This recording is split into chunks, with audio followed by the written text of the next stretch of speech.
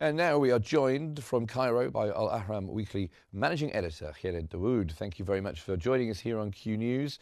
So President Trump's peace plan then, does this mark a real turning point in this war?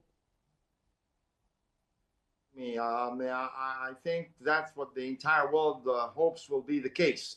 At the end of the day, what President Trump has announced is not a detailed plan. It's some sort of general principles topped with the exchange of Israeli hostages in return for the hundreds of Palestinian prisoners held by Israel. But many, many, many other details are still waiting to be finalized. And that's why it's important, the news that senior delegations from the Israeli side, the Egyptian side, Qatari side, as well as the American side, according to the reports, Mr. Steve Witkoff and Mr. Garrett Kushner, both who played a very important role in the 20-point plan that was announced by President Trump, will be here tomorrow in Cairo, because I'm sure what the Palestinians, not just Hamas and Egypt and all those who support the Palestinian cause, are not only concerned about the first part about the exchange or the release of the Israeli hostages as much as President Trump and Israeli Prime Minister Benjamin Netanyahu, but they also want to be sure that this is a permanent end of the war, make sure that the Israeli troops are going to withdraw fully from the Gaza Strip, allowing humanitarian aid without any limitations or restrictions, and of course the other difficult subjects of the reconstruction of Gaza and who is going to rule Gaza. Again, even when President Trump announces that there's going to be a board that will oversee the Gaza Strip, this board has not been finalized. It hasn't held any meetings. This will definitely take time. Also, when the plan by President Trump speaks about an international stabilization force, I mean, from my experience as a reporter, even covering the United Nations, where many missions were being formed, this takes weeks, if not months. I mean, the funding, the composition of these force, which countries, where are they going to be positioned?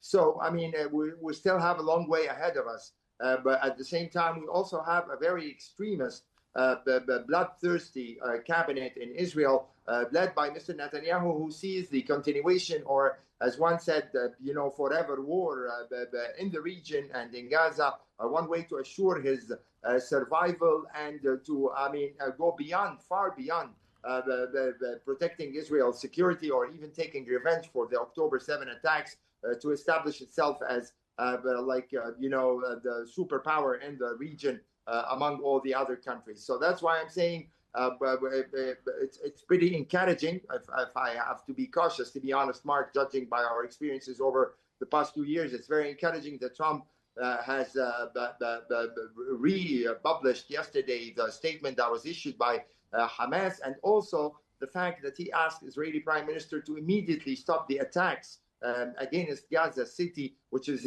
witnessing horrible war crimes over the past 2 weeks, so that there would be an ability by Hamas to bring up the 20 hostages, or the remains of the 28 Israeli people who are held by Hamas. So at least, I'm sure Netanyahu would have loved to make this a negotiating point, that he would not stop the war or the attacks except when the prisoners are released. That's the experience of negotiating with Netanyahu, and that's what also creates the fears that, he can always find excuses to resume fighting in Gaza. And unfortunately, the only kind of guarantee we have is that the Trump administration will keep its word, and that after the release of the Israeli prisoners, that we will see the same American commitment to the rest of the agreement, at least, in terms of full withdrawal and the establishment of a government, Palestinian-led government.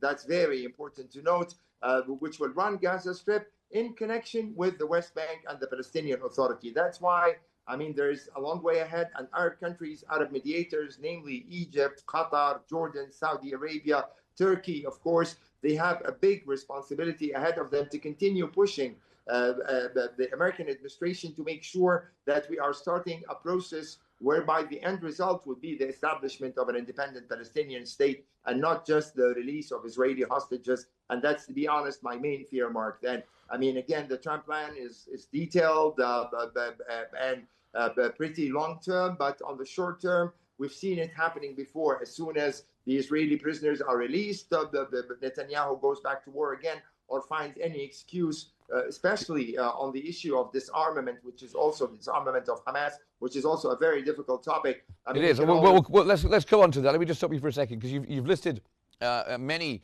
challenges that will come down the track that could derail this agreement. One of those, of course, is Netanyahu's apparent reluctance to embrace the Hamas response. And also, he seemed quite upset that Trump had asked Israel to stop bombing Gaza whilst this deal goes through, and in order to release the detainees. What do you make of all that? Well, again, that's the new development, we might call it. I mean, the record by President Trump over the past 9 months, I might say, is full backing for Israel in whatever it does. What makes many people suspicious and really worried is the experience of the ceasefire deal, which Mr. Trump or Trump's envoy, Mr. Steve Witkoff, negotiated one day before he took office, and on January 20. And at that time, we also saw the release of a group of hostages, just because Trump, again, Mr. Showman, wanted to say that on my first day of the presidency, I fulfilled one of my promises and I released some hostages. But when Israel broke that ceasefire agreement, Mark, on March 18, and imposed a very strict siege of Gaza, the entire Gaza Strip, and then went further and decided to reoccupy Gaza City, evacuating more than 1 million people, starving the people, killing at least 100 a day. Trump administration was silent, and they actually, it seemed like, they bought in this argument that if Israel keeps on killing Palestinians and destroying the buildings there, this might bring Hamas to compromise. But again, some experts, analysts believe that the Israelis stupid and kind of calculated attack against Qatar on September 9 might have been a factor for change in the Trump attitude, making him at least listen to the Arab point of view, listen to the Arab leaders who met with him on the sidelines of the United Nations General Assembly meeting a week ago, and that now he, judging at least, I mean, if the problem, to be honest with you, Mark, I can't take Mr. Trump for his word, because he keeps on changing his words. And he said he's going to be fair to all sides, and he's going to make sure that Palestinians also enjoy a human life, and that they won't be evacuated and all that kind of stuff.